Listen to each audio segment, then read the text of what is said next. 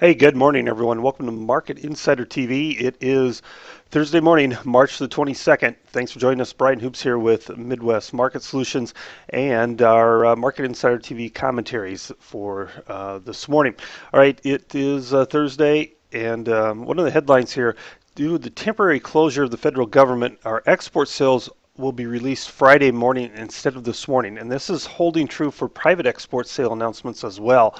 So government pretty much shut down because of the weather, the snowstorm that's hitting the eastern seaboard, including Washington, D.C. So making a lot of these reports impossible to have and navigate. So we are seeing a closure right now. No export sales, no private sales this morning as well. And I'm thinking the corn, beans, wheat are not going to like this news. The lack of news is not going to be positive. We're going to fail at resistance in some of these markets here.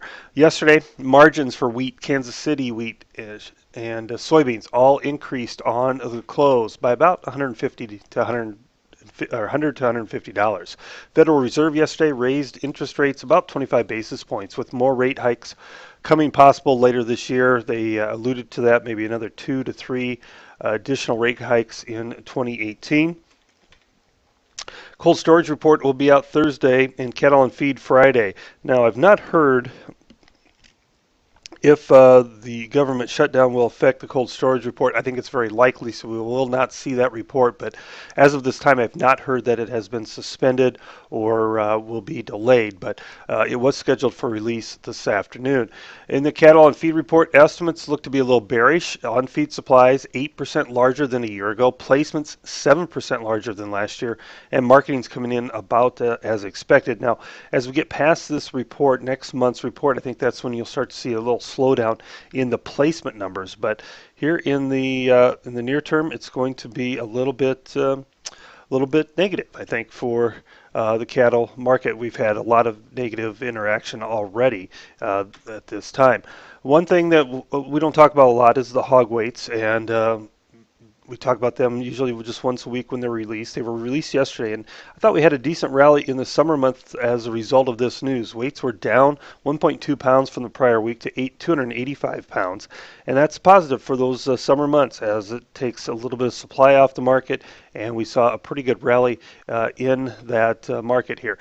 Before we go, I want to look at a couple charts here this morning. This is a S&P chart as we see the market kind of in a tailspin after yesterday's Fed announcement. The market's anticipating that rate hikes will weigh on stocks. And key point here is this low. We'll identify right here from March 2nd. So you don't want to take out that low. That's a key support for the market here as we open up and begin trading.